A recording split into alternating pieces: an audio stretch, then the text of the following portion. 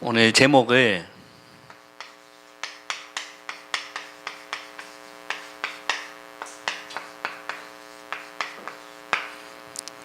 하나님의 사랑이다.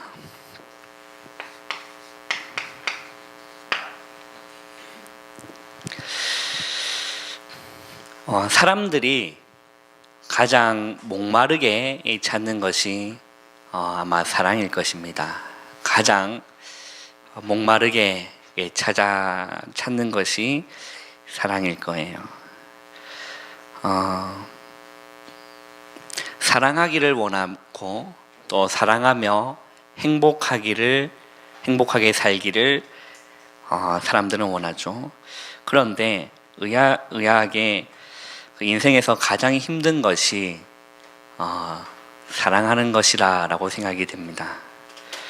가장 힘든 것이 사랑하는 일일 것이다 라고 생각을 해요.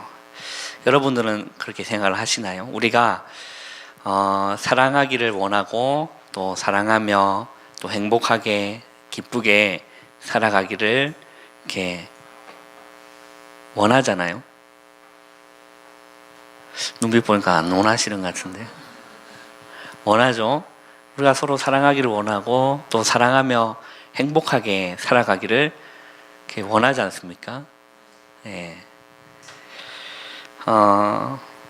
그런데 여러분, 저보다 인생을 다들 많이 사셨지만 인생에서 제일 힘든 게 인정되세요? 사랑하는 것이 제일 힘든 것이라는 것이 아닙니까? 뭐 그렇다 안 그렇다 우리 좀 소통합시다. 할렐루야. 예, 사랑하기를 원하고 또 사랑하며 살기를 원하고 행복하게 살기를 원하는데 인생을 사시면서 가장 힘든 게 사랑하는 게 가장 저만 힘들었나요? 아닙니까?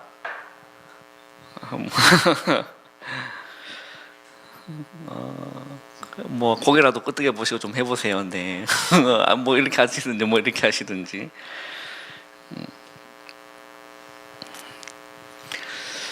왜 그럴 것 같아요? 왜 그러냐면 우리 인간이 사랑을 한다는 거는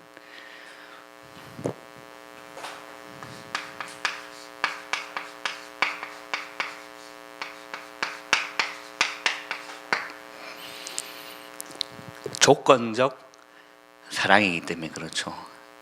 그래서 이 조건이 충족되지 않으면 관계가 깨어집니다. 그게 인간이에요. 부모가 자녀를 사랑하는 걸 보고 이렇게 불신자는 표현합니다. 숭고한 사랑이다라고 표현을 해요. 그런데도 그 부모가 자녀를 사랑함에 있어서도 숭고한 사랑이지만 그 사랑에 깊이 들어가 보면 그것 또한 조건적 사랑이에요.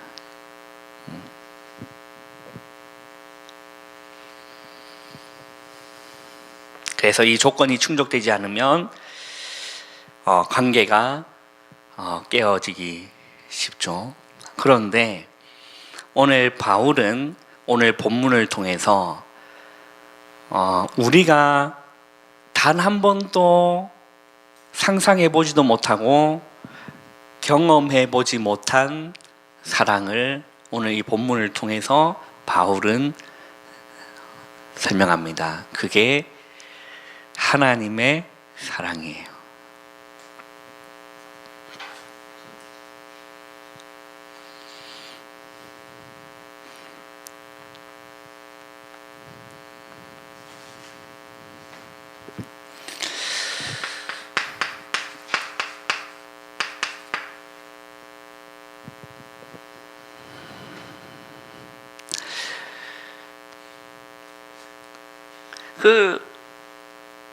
인간이 하는 이 사랑, 그게 가족에 대한 사랑도 있고, 이제 친구에 대한 우정적인 사랑도 있고, 또 연인에 대한, 또 부부에 대한 그런 여러 가지의 사랑이 있지 않습니까? 그 모든 사랑은 다 뭐가 붙어 있냐면 조건이 붙어 있어요. 조건이 붙어 있어요. 이렇게 세상 가요를 보면 그런 가요가 있습니다. 누가 불렀는지는 모르겠지만 다들 한 번씩 들어보셨을 노래일 거예요. 딴따다다단딴따다다다. 이숙자 권사님, 네, 한번 딴따. 그렇죠. 네, 이게 뭐가 통합니다. 당신을 향한 나의 사랑은 무조건이야. 그거 아니에요. 그거는 진짜 거짓말이에요. 그걸 보고 개구라라라고 얘기합니다. 다 뭐가 있냐면 조건이 있다니까요. 진짜입니다. 우리 여자분들 다 당해보셨지 않습니까? 내 모든 걸 너를 주면 사랑할게. 그거 다 입 빨린 거짓말이거든요. 우리 집사님도 소아서 지금 시집 와서 고생하고 있는데 그래, 나랑 결혼해주면 손에 물 한 방울 안 묻히게 해줄게 하면서 고무장갑 이렇게 사주고. 인간에 대한 사랑은, 이 무조건적인 사랑은 절대 있을 수가 없습니다. 영원할 것 같은 사랑도 없는 거죠. 그러나 오늘 바울은 이 본문을 통해서 여러분 놀라운 사랑을 바울이 전달해요. 우리가 단 한 번도 경험해 보지도 못했고 단 한 번도 상상조차 하지 못했던 그 사랑을 오늘 바울이 오늘 본문을 통해서 그 하나님에 대한 사랑을 전달합니다. 뭐라고 표현되어 있냐면, 우리 5절을 한번 볼까요? 한번 읽어보겠습니다. 시작.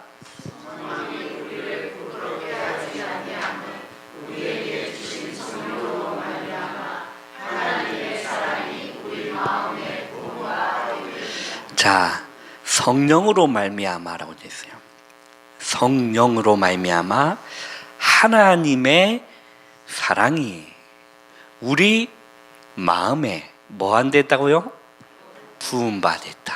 여러분, 이 사랑을, 이 성령으로 말미암아 부음받은 이 사랑을 여러분 한 번이라도 경험하면요, 그 사람 변화받아요. 그 순간 변화받는다니까요. 성령으로 말미암아 하나님의 사랑이 우리 마음에 부음받음이니 라고 했어요. 그런데 6절에 보면 중요한 말을 합니다. 여러분, 오늘 이 세 가지를 한번 이해를 한번 해보세요. 오늘 6절에 보면 뭐라고 되어 있냐면,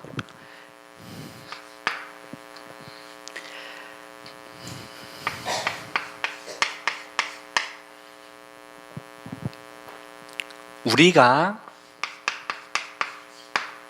아직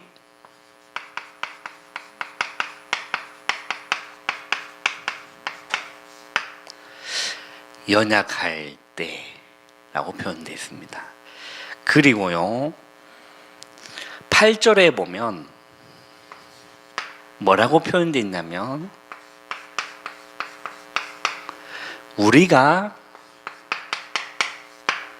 아직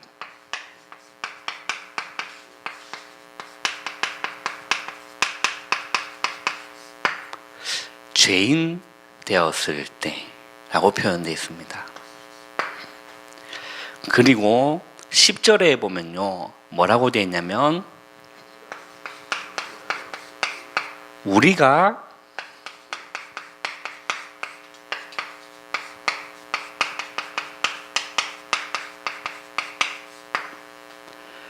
원수 되었을 때라고 표현이 되어 있습니다. 자, 이게 무슨 말이냐면, 우리가 아직 연약할 때라는 말은 이게 무슨 말이냐면요, 어떤 상태를 말하냐면,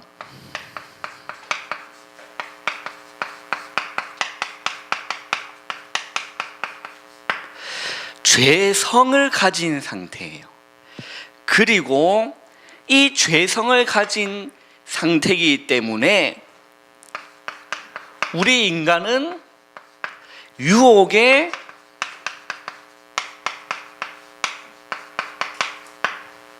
너무 쉽게 넘어가요. 이걸 보고 연약하다라고 얘기합니다. 자, 이게 무슨 말이냐면 부모님들의 입장에서는 우리 자녀가 내처럼 되지 않기를 원해요. 그렇죠? 부모의 입장에서는 자녀가 나와 똑같은 절차를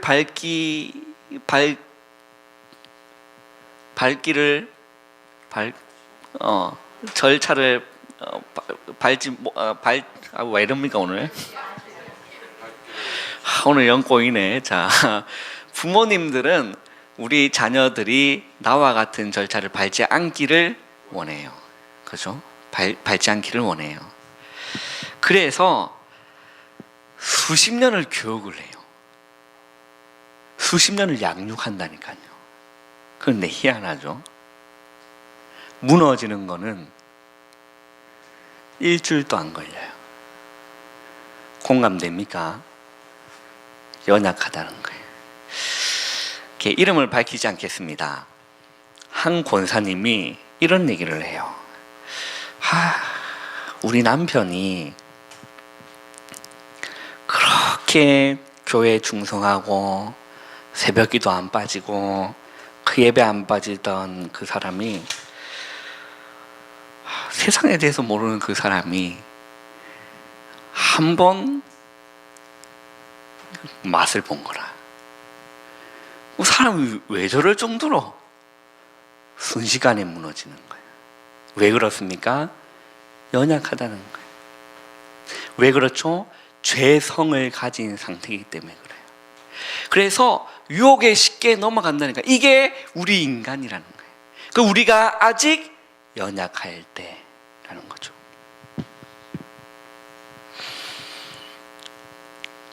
그래서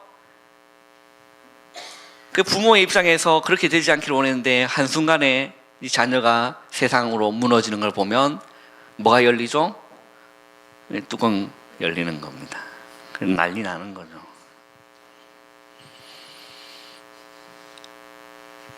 그리고 8절에 보면 우리가 아직 죄인 되었을 때라고 표현합니다. 여기서는 이게 무슨 말이냐면, 죄인 되었다라는 말은 하나님과 관계가 깨진 걸 보고 죄인이다라는 거예요. 그리고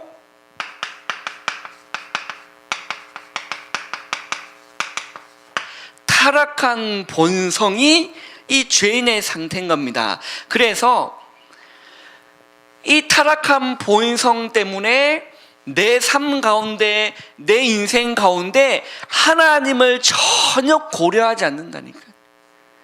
그게 죄인이라는 거예요. 내 삶 가운데, 내 모든 영역 가운데 하나님을 전혀 고려하지 않는다니까요. 이게 죄인이라는 겁니다. 그리고 조물주를 경배해야 될 인간이 조물주를 경배하지 않고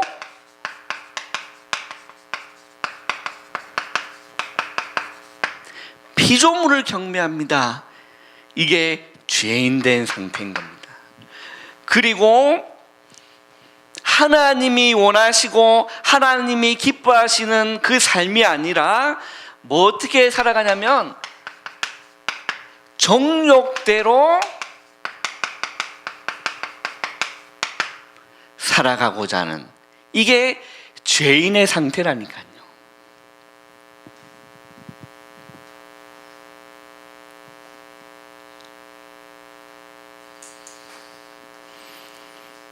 그리고 이 원수라는 거는, 우리가 원수되었다, 이 원수라는 거는 어떤 표현이냐면 얼마나 인간이 하나님을 멀리 떠났는가를 너무나 잘 표현한 단어죠. 원수. 그래서 최악의 상태라고 볼 수 있습니다. 그리고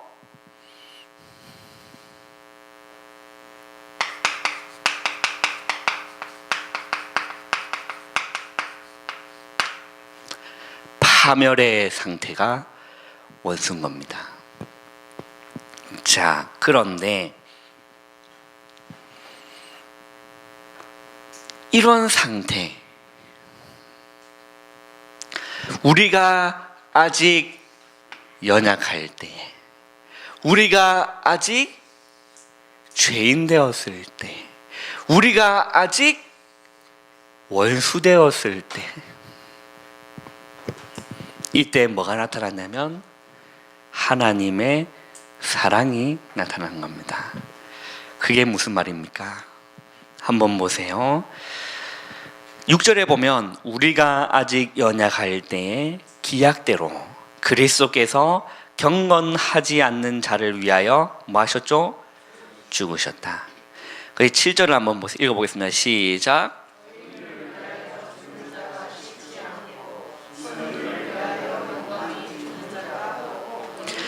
자, 의인을 위하여 죽는 자가 쉽지 않고 선인을 위하여 용감히 죽는 자가 혹 있거니와 라는 거예요. 그 말은 사람이 사람을 위해 대신 죽어주는 게 쉽지가 않다는 거죠.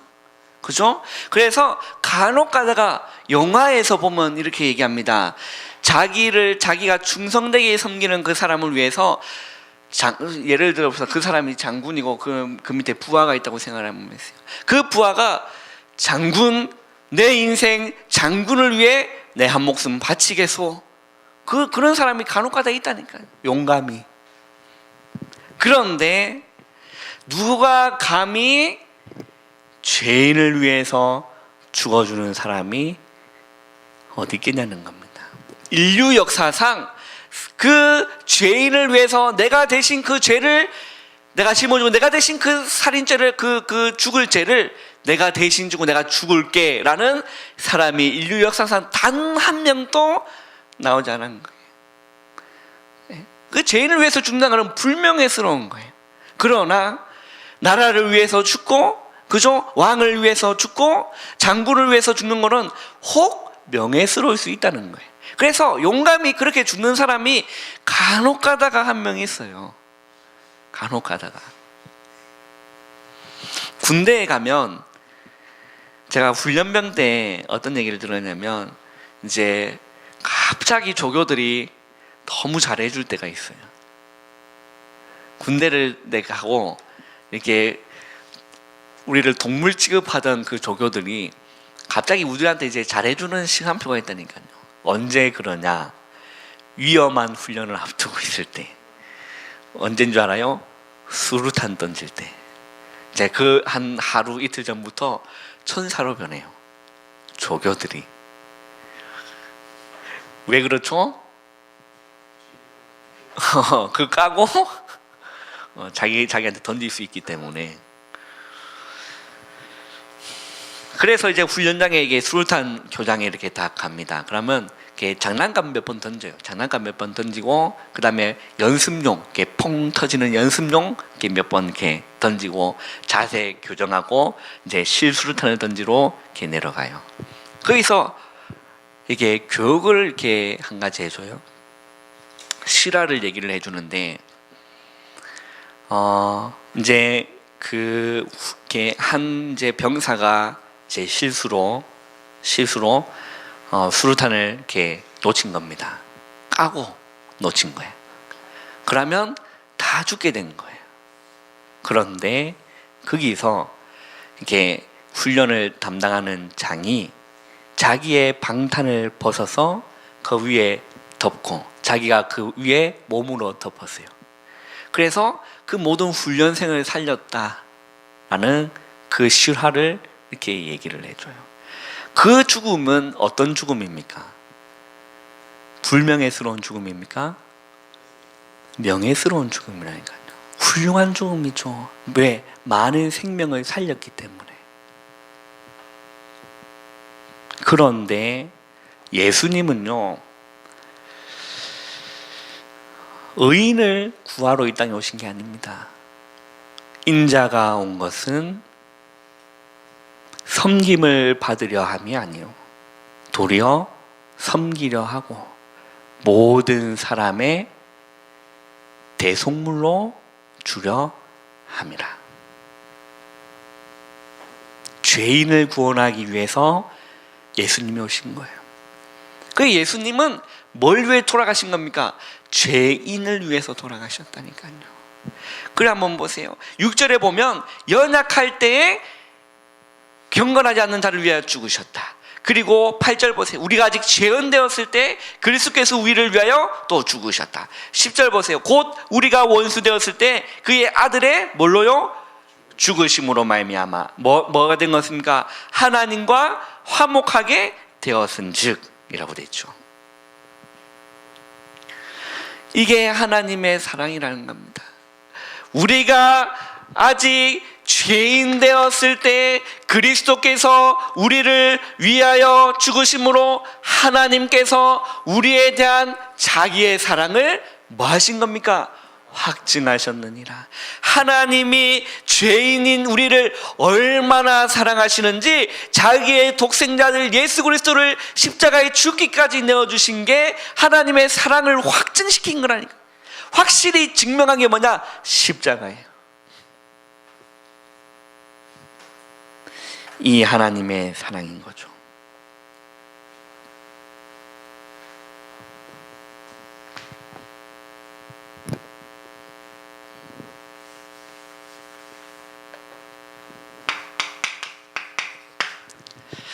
결론입니다.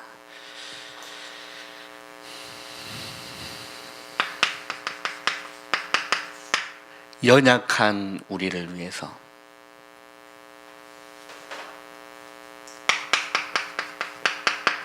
죄인된 우리를 위해서 원수 되었던 우리를 위해서 예수님은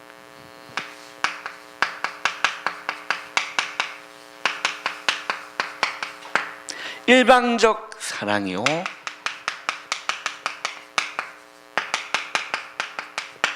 무조건적 사랑이라는 거예요.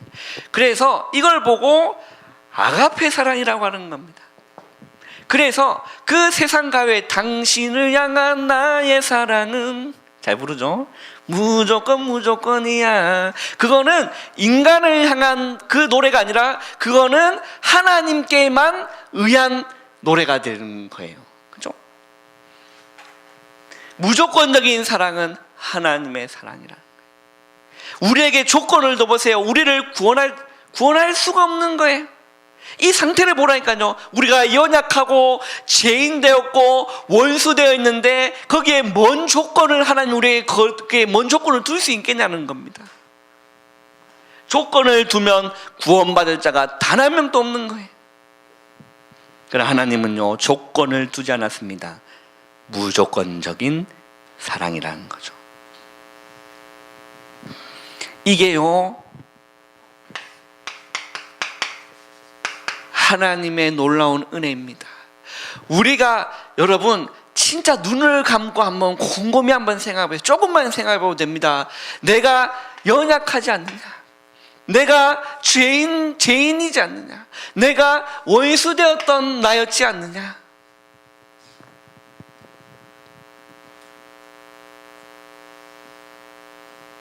이런 자격 없는 내가 하나님의 조건 없는 하나님의 사랑을 받았음을 깨달을 때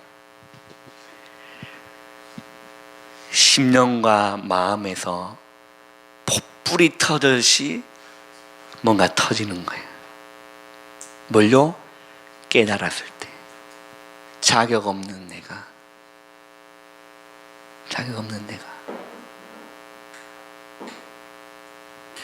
진짜 우리가 눈을 감고 진실하게 조금만 고민해봐도 나 자격 없다니까요.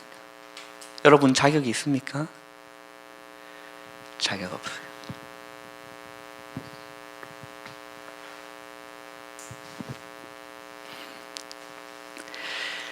자격 없는 내가 이 하나님의 십자가의 사랑을 받았다. 그거 깨달아지면요, 진짜 터져 올라온다니까요.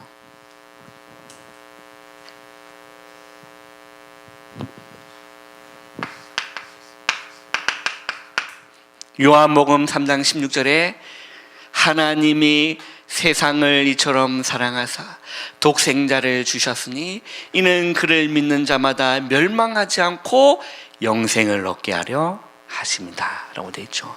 그리고 한번 보세요. 요한일서 4장 10절에 우리가 하나님을 사랑한 것이 아니요 하나님이 우리를 사랑하사 우리 죄를 속하기 위하여 자기 아들을 보내셨다라고, 화목제물로 그 아들을 보내신 겁니다. 우리가 하나님이 사랑한 게 아니라는 거예요. 하나님이 먼저 우리를 사랑하신 겁니다. 사랑은 여기 있으니 우리가 하나님을 사랑한 것이 아니요 하나님이 우리를 사랑하사 우리 죄를 속하기 위하여 화목 제물로 그 아들을 보내셨습니다. 놀라운 거죠.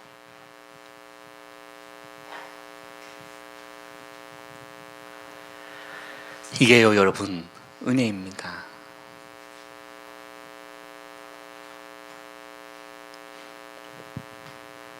그래서 여러분 이 상태가 얼마나 이렇게 끈질긴다는 것을 알아야 돼요. 이게 뭐 다른 말로 창세기 3장의 쓴풀이들.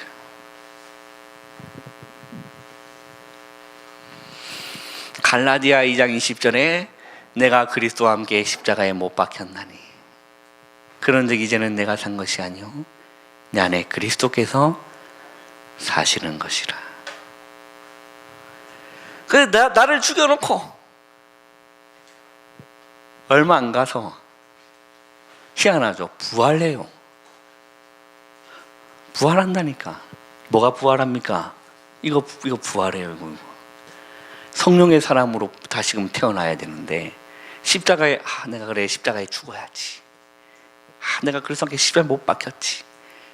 그리고 며칠 뒤에 부활한다니까요. 다시 이 모습으로 연약한 죄인된 원수된 모습으로 다시금 부활하는. 할렐루야.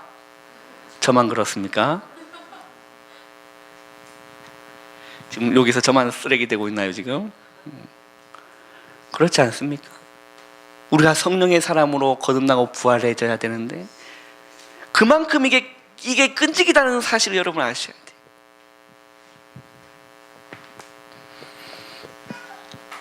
여러분 저는 모태신앙이에요. 어릴 때부터 주일학교 교육을 받았고 어릴 때부터 성경으로 교육을 받았고 기도로 교육받았고 또 거기까지 또 넘어서서 신학을 공부하고 수없이 성경 공부를 하고 수없이 성경을 연구하고 그리고 목사가 돼 있는데 깜짝깜짝 놀랄 때가 있다니까요. 내 안에서 가라지처럼 올라오는 이거. 두더지 게임 아십니까? 훅훅 올라오는 이거. 환장할 노릇입니다. 왜 그렇습니까? 이게 그만큼 우리를 사로잡고 있는 거예요.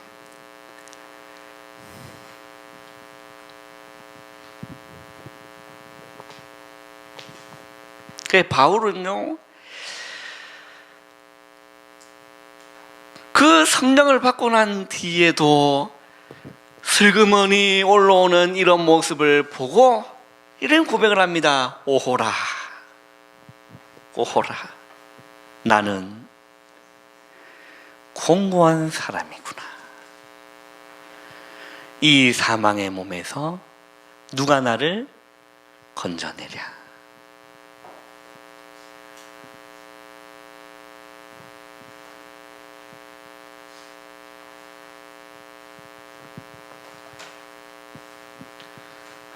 진짜 깜짝깜짝 놀랄 때가 있다니까요. 진짜 우리가 이제는 이걸로 부활하는 게 아니라 날마다 성령의 사람으로 부활하는 은혜가 있기를 주님의 이름으로 축원합니다. 예, 그래. 또 이게 올라오면 또 십자가 앞에 나가서 또 나를 못 받고 내 자아를, 내 창세기 3장의 쓴뿌리를 못 받고, 이게 부활하지 못하도록 또 못 받고,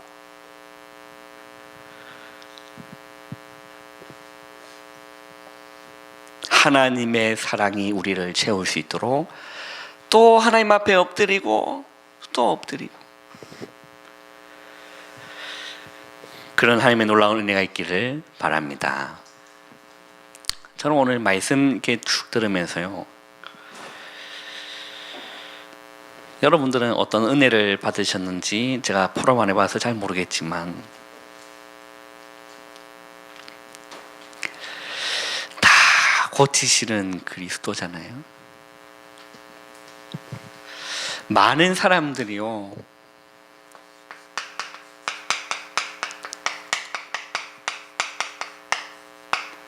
육신의 질병으로,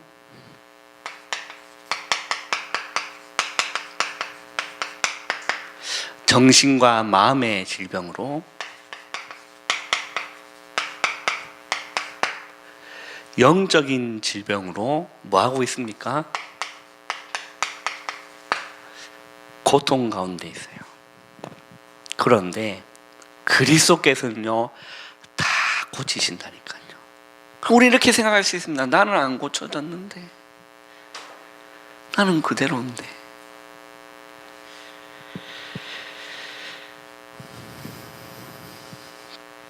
많은 사람들이 그럴 겁니다. 뭐 그럴까? 에이, 뭐 그럴까? 오늘 목사님 말씀 들으면서 그런 마음 드신 분 분명히 있을 거예요. 그래서 제가 손 들어보라고는 하지 않겠습니다만, 분명 말씀 들으면서 그래!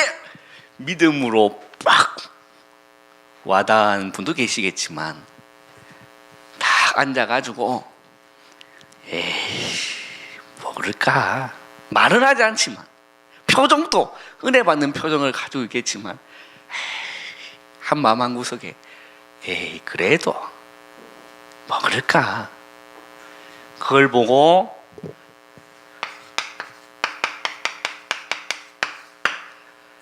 이 단어를 씁니다. 불신앙이다 라고 얘기를 해요. 예수님 시대에도 마찬가지였을 거예요. 이런 소식을 들었을 때 뭐 그러노? 그렇게 마음먹은 사람도 있고.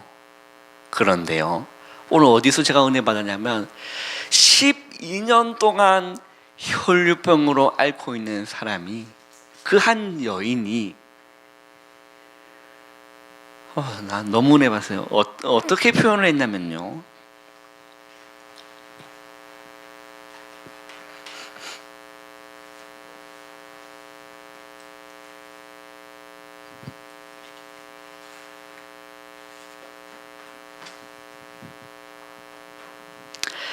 그 누가복음 8장 43절에 보면, 이에 12해를 혈류증으로 앓던 중에 아무에게도 고침을 받지 못하던 여자가 라고 누가복음 표현되어 있고요. 마태복음 9장 20절 21절에 보면 12해 동안, 똑같은 여인입니다. 12해 동안이나 혈류증으로 앓던 여자가 예수의 뒤로 와서 그 고독가를 만지니 라고 했어요. 21절에는 이렇게 표현되어 있어요. 이는 제 마음에 그 고독만 만져도 구원을 받겠다라는 마음이, 이 혈류증 여인에게는 그 마음이 들은 거예요. 그게 은혜예요. 대부분의 사람 뭐 그럴까? 다 불신앙의 마음을 가지고 있는데, 그 중에 12년 동안 혈류병으로 앓고 있는 이 여인의 마음에는 왜 그럴까라는 불신앙의 마음이 아니라, 내가 그분의 옷자락만 만져도 내가 살겠구나 라는 그 마음을 가졌다니까요. 그 마음을 먹었는 게 아니라 그 마음이 든 거예요. 그게 하나님의 은혜인 줄 믿습니다. 그래서 그 여자가 그 겉옷을 만졌을 때 어떻게 됐죠? 혈류의 근원이 마른 거예요. 할렐루야. 그 예수님은 그걸 안 거예요. 그 자기의 능력이 빠져나간 걸 안 거예요. 그때 누가 내 옷을 만졌냐라고 했을 때 베드로가 형님 뭔 소리야, 이거 얼마나 사람 많은데 그거 뭐 어떻게 만질 수 있죠? 모르는 소리인 거죠. 믿음을 가진 여인에게 나가는 하나님의 은혜와 능력을 예수님은 체감하는 거예요.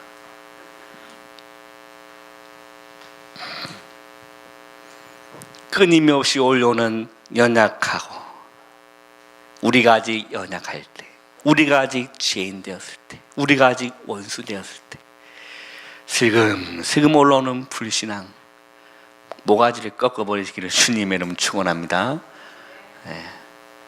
그래서 우리 마음에 그 여인처럼 그런 믿음의 마음이 드는 자체가 얼마나 은혜입니까? 그 마음이 들 때 구원의 역사와 그 마음이 들 때 치유의 역사가 일어나는 줄 믿습니다. 진짜 저는 오늘 그렇게 참 많은 은혜를 받았어요. 그러면서 그래, 현장에는 여기서 고통당한 사람들이 얼마나 많을까. 이들에게 가서 다 고치시는 그리스도의 이름만을 전하는 전도자가 되어야지, 이런 마음을 다 먹었어요.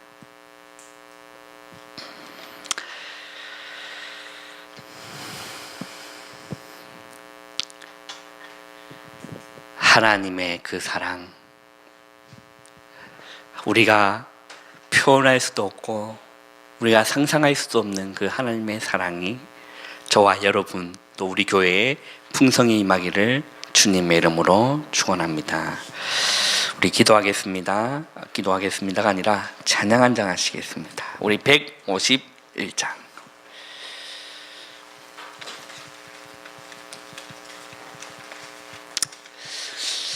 우리 그 혈류증 12년 동안 얼마나 많은 시간 동안 고통을 받았습니까? 그 12년 동안 고통당했던 그 여인이 주님을 소식을 들었을 때 그 마음에 가졌던 그 마음이, 우리가 그 심령을 가지고 우리 오늘 찬양했으면 좋겠어요. 151장 만왕의 왕 내 주께서 왜 고쳐 다녔나.